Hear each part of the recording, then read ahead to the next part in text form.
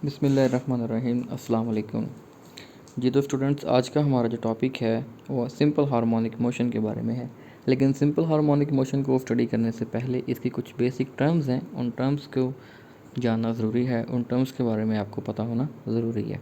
तो सबसे पहले सिंपल हार्मोनिक मोशन में जो बेसिक टर्म हमारे पास यहाँ पे यूज़ होगी वो आपके पास होती है जी ऑसिलेटरी मोशन या वाइब्रेटरी मोशन। कि ऑसिलेटरी मोशन या वाइब्रेटरी मोशन आपके पास क्या होता है।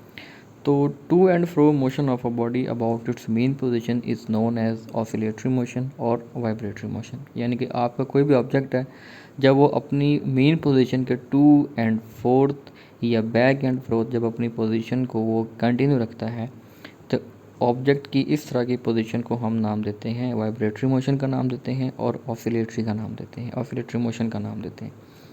दूसरा यहाँ पर एक और टर्म यूज़ होती है, वो आपके पास है पीरियोडिक मोशन। अब देखें जी, पीरियोडिक मोशन, पीरियोडिक का लफ्ज़ निकला है पीरियड से, और जहाँ पर पीरियड की बात होगी वहाँ पर हम टाइम इंटरवल को फोकस में रखेंगे। यानी कि यहाँ पर हमारे पास एक वाइब्रेटरी मोशन ही होगा, लेकिन उसमें कुछ टाइम कंज्यूम होगा। यानी कि कुछ टाइम के बाद आपका जो ऑब्जेक्ट है वो अपनी मोशन को क्या कर रहा होगा, रिपीट कर रहा होगा। ठीक है, यानी पे यहाँ पर हम टाइम इंटरवल को भी फोकस में रखेंगे। ठीक है जी। तो to and fro motion of a body with equal interval of time, यानी कि अभी यहाँ पर आपको जो टाइम इन्वॉल्व होगा उसमें हम टाइम इंटरवल को भी शामिल करेंगे। यानी कि 2 सेकंड बाद आपका जो ऑब्जेक्ट है वो दोबारा अपनी मेन पोजीशन पर आएगा। तो इस तरह की जो मोशन होगी उसको हम नाम देंगे पीरियोडिक मोशन का नाम देंगे या पीरियोडिक ऑसिलेशन का नाम देंगे। ठीक है जी। तो नेक्स्ट अब हम चलते हैं जो अपने टॉपिक की तरफ, जो कि हमारा टॉपिक है सिंपल हार्मोनिक मोशन के बारे में। तो इसकी डेफिनेशन भी आप देख सकते हैं कि to and fro motion of a body in which acceleration is directly proportional to displacement and always directed towards the mean position in known as simple harmonic motion. देखिए, हम लोग न्यूटन सेकंड लॉ के बारे में जानते हैं, F is equals to m a, यानी कि आपका जो फोर्स है this is equal to mass multiplied acceleration. तो यहाँ पर आपका जो मैस है वो एक कांस्टेंट क्वांटिटी है, तो थ्रू आउट यहाँ पर जो मैस आपका है वो कांस्टेंट ही रहेगा। यानी कि अगर आपका एक ऑब्जेक्ट है, लेट्स सपोज कि वो पॉइंट ए पर है और कुछ टाइम के बाद अगर आपका जो ऑब्जेक्ट है वो पॉइंट बी पर मूव कर जाता है, तो ड्यूरिंग देयर मोशन उसका जो मैस है वो क्या रहेगा, कांस्टेंट रहेगा। अगर हम एसआई यूनिट की बात करें, सिस्टम इंटरनेशनल यूनिट्स की बात करें, तो वहाँ पर भी मैस हमारे पास क्या है, एक कांस्टेंट क्वांटिटी ही है, कांस्टेंट स्केलर क्वांटिटी है। ठीक है जी। तो यहाँ पर भी ये होगा कि आपके पास एक मैस स्प्रिंग सिस्टम है, जिसमें हमारे पास जो है ना वो एक मैस और एक आपके पास स्प्रिंग अटैच्ड है। तो हम क्या करेंगे कि मैस पर हम फोर्स अप्लाई करेंगे, फोर्स अप्लाई करने से उस जो आपका जो स्प्रिंग है उसमें एक आपकी जो फोर्स स्टोर हो जाएगी, जिसको हम रिस्टोरिंग फोर्स का नाम देंगे। ठीक है जी। और जब उसको वहाँ से लिफ्ट अप करेंगे तो आपका जो मैस होगा वो अपनी मेन पोजीशन के टू एंड फ्रो मूव करना शुरू कर देगा। तो इस तरह की ऑब्जेक्ट की जो मोशन होगी उसको हम सिंपल हार्मोनिक मोशन का नाम देंगे। लेकिन उसमें जो आपका एक्सेलरेशन प्रोड्यूस होगा उसकी जो डायरेक्शन होगी वो टुवर्ड्स द मेन पोजीशन होगी। यानी कि जब हम मैस को पुल करेंगे तो स्प्रिंग के अंदर जो रिस्टोरिंग फोर्स उसमें स्टोर हो जाएगी, वो रिस्टोरिंग फोर्स क्या करेगी कि उस मैस को दोबारा अपनी मेन पोजीशन की तरफ पुल करेगी। तो उससे क्या होगा कि आपका जो ऑब्जेक्ट है with the passage of time वो दोबारा अपनी मेन पोजीशन के टू एंड फ्रो ऑसिलेट या वाइब्रेट करना शुरू कर देगा। तो the body executing simple harmonic motion is called simple harmonic oscillator. यानी कि कोई भी आपके पास ऐसा ऑब्जेक्ट, कोई भी आपके पास ऐसी बॉडी जो कि इस तरह की मोशन में होगी, यानी कि अपनी मेन पोजीशन से वो टू एंड फ्रो मूव कर रही होगी, तो इस तरह के ऑब्जेक्ट की मोशन को हम नाम देंगे सिंपल हार्मोनिक ऑसिलेटर का। एग्जाम्पल यहाँ पे आप देख सकते हैं, motion of a simple pendulum आपके पास है and motion of a mass attach to a spring है। नेक्स्ट यहाँ पे है कि सिंपल हार्मोनिक ऑसिलेटर क्या होता है। तो consider a block of mass m attached with one end of a spring, the other end of the spring is fixed to a support, the block is free to move to and fro over a frictionless horizontal surface. अब देखें जी, यहाँ पर वो बता रहा है कि भी आपके पास एक स्प्रिंग है, उसके साथ हमने मैस को अटैच किया हुआ है और वो एक हॉरिजेंटल फ्रिक्शनलेस सरफेस के ऊपर मौजूद है। फ्रिक्शनलेस सरफेस यानी कि ऐसा सरफेस जो कि फ्रिक्शन प्रोवाइड नहीं करता, क्योंकि अगर सरफेस के ऊपर फ्रिक्शन मौजूद होगा तो जो रिस्टोरिंग फोर्स होगी वो फोर्स हमारी कुछ ना कुछ यूज़ हो जाएगी टू ओवरकम द फ्रिक्शन, यानी कि फ्रिक्शन को मिनिमाइज़ करने में भी हमारी कुछ ना कुछ जो फोर्स है वो यूज़ हो जाएगी। तो इसलिए हमारा जो यहाँ पे जो मैस स्प्रिंग सिस्टम है वो एक हॉरिजेंटल फ्रिक्शनलेस सरफेस के ऊपर मौजूद है। Mean position, the position x is equal to 0 when a block is at rest is called mean position because spring is not exerting any no force on the block.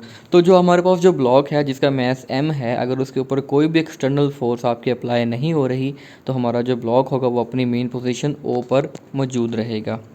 Next आप देखें यहाँ पे restoring force है। अब restoring force से हम क्या करते हैं कि हम जो है ना मैस के ऊपर एक्सटर्नल फोर्स अप्लाई करते हैं और एक्सटर्नल फोर्स अप्लाई करके हम उस मैस को उसकी मेन पोजीशन से डिस्टर्ब करवाते हैं। ठीक है जी। तो अब क्या है जी, now apply external force on the block toward the right which extend the spring through a distance X M. द स्प्रिंग exert a force on the block towards the mean position when applied force is removed. The force is equal in magnitude to applied force but opposite in direction is called restoring force or spring force. अब देखें जी कि हमने जो block of mess m है जो कि spring के साथ अटैच था उसके ऊपर हमने फोर्स अप्लाई किया और फोर्स अप्लाई करके हमने उसको राइट साइड की तरफ जो है ना वो पुश किया है। जब उसको हम राइट साइड की तरफ पुश करेंगे या पुल करेंगे तो आपका जो मैस जो स्प्रिंग होगा उसकी लेंथ में इंक्रीज़ आ जाएगा और उस स्प्रिंग के अंदर एक फ़ोर्स स्टोर हो जाएगी जिसको हम रिस्टोरिंग फोर्स का नाम देंगे। अब रिस्टोरिंग फोर्स जो है ना और हमारे जो अप्लाइड फोर्स है दे इनकी जो मैग्नीट्यूड होगी वो हमेशा सेम होगी लेकिन डायरेक्शन क्या होगी, अपोजिट। यानी कि हमारी जो अप्लाइड फोर्स है उसकी डायरेक्शन है राइट साइड पे लेकिन हमारा जो ब्लॉक ऑफ मैस m है उसकी जो मेन पोजीशन है वो आपकी है लेफ़्ट साइड की तरफ। तो दोनों फोर्सेस की डायरेक्शन अपोजिट होगी लेकिन उनका जो मैग्नीट्यूड होगा वो हमेशा सेम रहेगा। अब आप डायग्राम से भी यहाँ पे देख सकते हैं कि इनिशियली जब हम मैस के ऊपर कोई भी फोर्स अप्लाई नहीं कर रहे तो आपका जो मैस है वो अपनी मेन पोजीशन यानी कि ज़ीरो पोजीशन पर है। फिर हमने उसके ऊपर एक्सटर्नल फोर्स को अप्लाई किया है और उसको हमने राइट साइड की तरफ पुल किया है और आपका जो मैस है वो पोजीशन A पे आ गया है। अब जब यहाँ पे उसको हम अब लिफ्ट कर देंगे या इसको जब हम अब छोड़ देंगे तो अंडर द रिस्टोरिंग फोर्स आपका जो स्प्रिंग होगा वो ऑसिलेट, आपका जो मैस है वो ऑसिलेट करना शुरू कर देगा अबाउट इट्स मेन पोजीशन। तो इसकी जो मोशन को हम वाइब्रेटरी मोशन या ऑसिलेटरी मोशन का नाम भी देंगे। नेक्स्ट आपके पास है वाइब्रेटरी मोशन। क्या होता है, the block move toward the mean position under the spring force, it gets maximum velocity when reaches at mean position and does not stop there due to inertia but continue to move toward the extreme position B। अब देखिए जी यहाँ पर हमने जो है ना कुछ points को लोकेट किया हुआ है, यानी कि लेफ़्ट साइड पे हमारे पास जो एक्सट्रीम पोजीशन वो हमारे पास B है और राइट साइड पे हमारे पास जो एक्सट्रीम पोजीशन है वो A है और मेन पोजीशन हमारे पास x इज़ इक्वल टू 0 है। तो जब हम एक्सटर्नल फोर्स अप्लाई करके हमने मैस को डिस्प्लेस करवा दिया from position 0 to position A। अब जब हम इसको अपने मैस को पोजीशन 1 पर ले गए हैं तो इसके अंदर एक फ़ोर्स स्टोर हो गई है जो कि आपके पास क्या है, रिस्टोरिंग फोर्स है। और हमने ऊपर पढ़ा है कि आपका जो ब्लॉक ऑफ मैस m है वो एक फ्रिक्शनलेस हॉरिजेंटल सरफेस के ऊपर मौजूद है। तो इसका मतलब ये है कि हम जब इसको हम यहाँ से रिलीज़ करेंगे पोजीशन A से तो आपका जो ब्लॉक ऑफ मैस m है वो अपनी मेन पोजीशन या अपनी ज़ीरो पोजीशन के टू एंड फ्रो ऑसिलेट करना शुरू कर देगा। ठीक है जी। The acceleration is directed from extreme position B to the mean position because velocity of the block is going to decrease when the block is moving from mean position to extreme position. अब क्या होगा कि जब आपका जो block है वो जब ऑसिलेट करना शुरू कर देगा या वाइब्रेट करना शुरू कर देगा तो स्प्रिंग के अंदर जो रिस्टोरिंग फोर्स है वो आहिस्ता आहिस्ता डिक्रीज होना शुरू हो जाएगी। तो अल्टीमेटली क्या होगा कि आपका जो ब्लॉक ऑफ मैस m है वो दोबारा अपनी मेन पोजीशन यानी कि अपनी ज़ीरो पोजीशन पर आ जाएगा। ठीक है जी।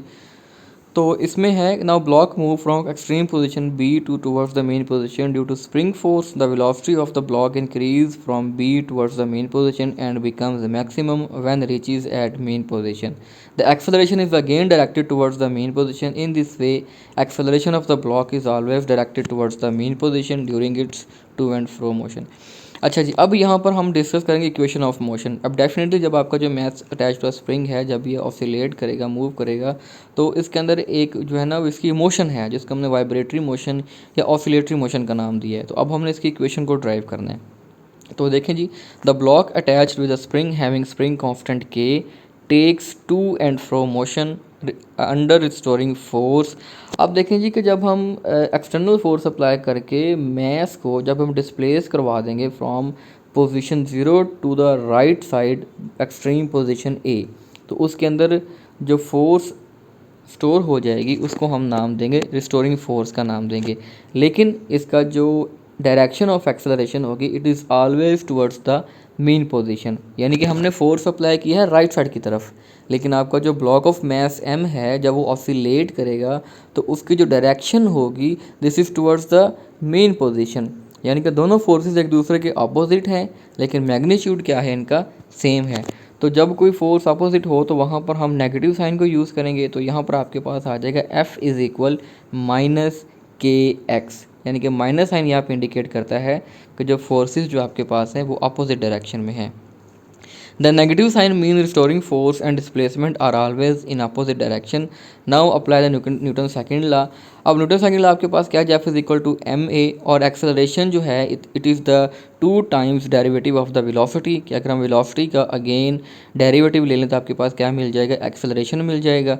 तो ये आपके पास है जी F is equal to m. अब ए की वैल्यू आपके पास आ जाएगी d square x over d t square.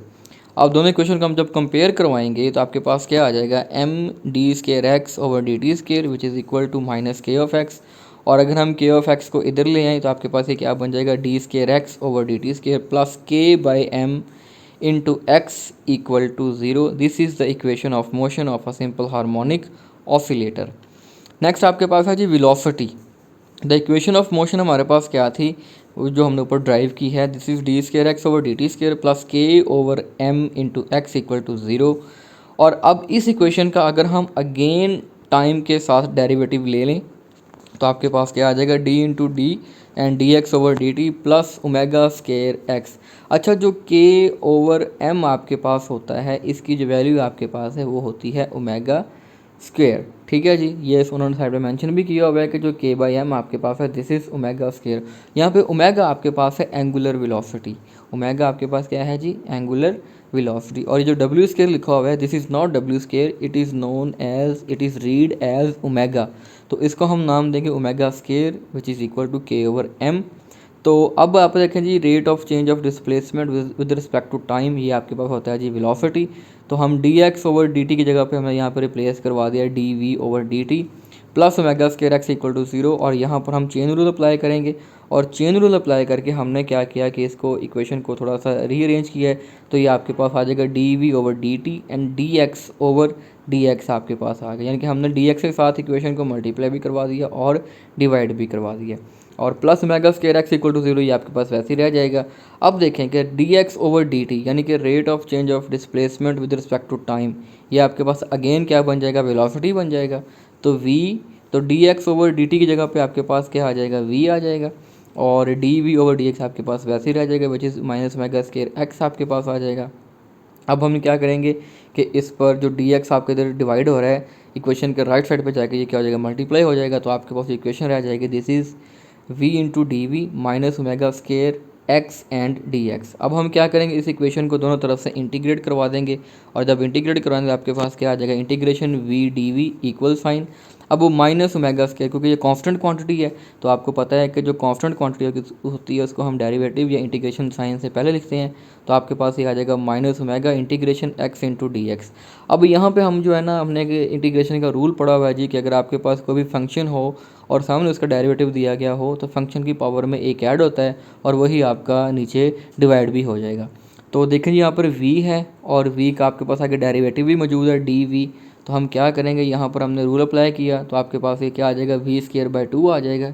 इसी तरह से माइनस आपको ओमेगा स्केयर है और यहाँ पे आपको x दिया गया है और x का आगे डेरिवेटिव dx मौजूद है, तो जब यहाँ पे हम इंटीग्रेशन अप्लाई करेंगे आपके पास क्या बन जाएगा, x स्केयर ओवर 2 और प्लस आपके पास क्या आ जाएगा, कांस्टेंट साइन आ जाएगा। अब दोनों तरफ आपके पास जो डिनोमिनेटर है यहाँ पे आपके पास 2 आ रहा है, तो हम क्या करेंगे, इक्वेशन को 2 से मल्टीप्लाई करवा देंगे, तो यहाँ से आपके पास वी स्केयर आ जाएगा which is equal minus omega square x square plus 2c आपके पास आ जाएगा।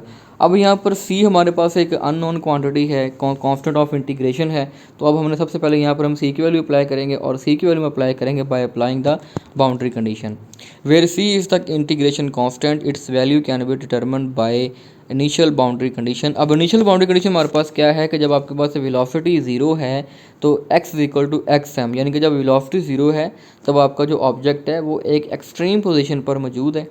तो अब हम क्या करेंगे कि ऊपर हम जो इक्वेशन बनाई है इक्वेशन नंबर 3, यहाँ पर हम v की वैल्यू 0 पुट करेंगे और x की जगह पर हम एक्स एम पुट कर देंगे। तो जब इसको हम सॉल्व करेंगे तो आपके पास जो 2c की वैल्यू आ जाएगी omega square x square m. तो नेक्स्ट हम क्या करेंगे कि जो 2c की वैल्यू हमने निकाली है omega square x square m, इसको हम पुट कर देंगे, put in equation 3।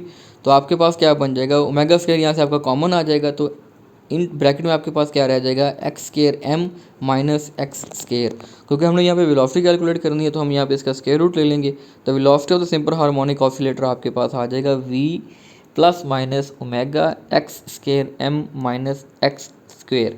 This is the equation of velocity of simple harmonic oscillator. यानी कि सिंपल हार्मोनिक ऑसिलेटर की अगर आपने वेलोसिटी कैलकुलेट करनी है तो उसके लिए हम ये फार्मूला यूज़ करेंगे। अब हम कैलकुलेट करेंगे कि भाई जब आपका ऑब्जेक्ट मैक्सिमम पोजीशन पर है तो तब उसकी वेलोसिटी कितनी है और मिनिमम वेलोसिटी कितनी है। The velocity of the harmonic oscillator is maximum at mean position. अब हमारे पास मीन पोजीशन क्या है जी, एक्स इक्वल टू ज़ीरो। तो जो इक्वेशन हमने वेलोसिटी की कैलकुलेट की है वहाँ पर हम एक्स की वैल्यू 0 पुट कर देंगे। तो आपके पास क्या आ जाएगा, वी मैक्स प्लस माइनस, अब ओमेगा की वैल्यू आपके पास क्या है जी, एक्स एम है, के बाई एम है, तो हमने वो वैल्यू पुट कर दी ओमेगा की, यानी कि ओमेगा स्केयर आपके पास क्या होता है जी, के बाई एम होता है। दोनों तरफ जब हम स्केयर रूट ले लेंगे तो आपके पास क्या आ जाएगा, omega is equal to square root of k by m. तो यहाँ पर हमने ओमेगा की वैल्यू पुट कर दी square root k by m, और आपके पास रह जाएगा एक्स एम रह जाएगा। ठीक है जी, क्योंकि आपको पता है कि जो स्केयर रूट और स्केयर आपस में कैंसिल हो जाएंगे तो आपके पास एक्स एम रह जाएगा और ओमेगा की वैल्यू आपके पास आ जाएगी के बाई एम होल का स्केयर रूट। इसी तरह हम मिनिमम वेलोसिटी कैलकुलेट करेंगे। तो मिनिमम वेलोसिटी के लिए हम क्या करेंगे, x is equal to x m put करेंगे। तो आपके पास एक पॉजिटिव नंबर है और एक आपके पास नेगेटिव नंबर है, दोनों कैंसिल हो जाएंगे तो आपके पास वेलोसिटी क्या आ जाएगी, 0। नेक्स्ट आपके पास है जी displacement of the simple harmonic oscillator. The velocity of simple harmonic oscillator, ये हमने इक्वेशन ड्राइव की थी ऊपर कि plus minus omega x square है माइनस एक्स स्केयर। जब इसका आपको पता है कि वेलोसिटी क्या होता है, rate of change of displacement with respect to time. तो आपके पास v की जगह पे हम क्या पुट कर देंगे, d x over d t plus minus omega square x m square आ जाएगा और माइनस एक्स स्केयर आपके पास आ जाएगा। यहाँ पर हम क्या करेंगे कि दोनों तरफ हम डेरिवेटिव अप्लाई कर देंगे और डेरिवेटिव अप्लाई करने के बाद हम उसको इंटीग्रेट करवाएंगे और इंटीग्रेट करवाने के बाद आपके पास ये फंक्शन बन जाएगा जी, cos inverse x over m omega t plus five आ जाएगा। और इसी तरह से राइट साइड पे आपके पास आ जाएगा sine inverse x over x m omega t plus five, where five is the constant of integration. तो अब हम कॉस को जब उधर लेके जाएंगे तो वो कॉस हो जाएगा, यानी कि लेफ्ट साइड पे आपके पास इन्वर्स है, जब ये राइट पे जाएगा तो क्या हो जाएगा, उल्ट हो जाएगा, कॉस हो जाएगा। तो एक्स ओवर एक्स एम आपके पास cos omega t plus five और इसी तरह से x over x m is equal to sine omega t plus five. तो जब इसको हम क्रॉस मल्टीप्लाई करवाएंगे तो आपके पास रह जाएगा x is equal to x m cos omega t plus five and x is equal to x m sine omega t plus five. अब यहाँ पे देखें जी, the equation x is equal to x m cos omega t plus five is the displacement of simple harmonic oscillator when motion start from extreme position. यानी कि जब आपका जो ऑब्जेक्ट है जब एक्सट्रीम पोजीशन पर था तो उसकी जो इक्वेशन ऑफ मोशन है उसको हम कुछ इस तरह से कैलकुलेट कर सकते हैं। इसी तरह से the equation x is equal to x m sine omega t plus five is the displacement of simple harmonic oscillator when motion start from mean position.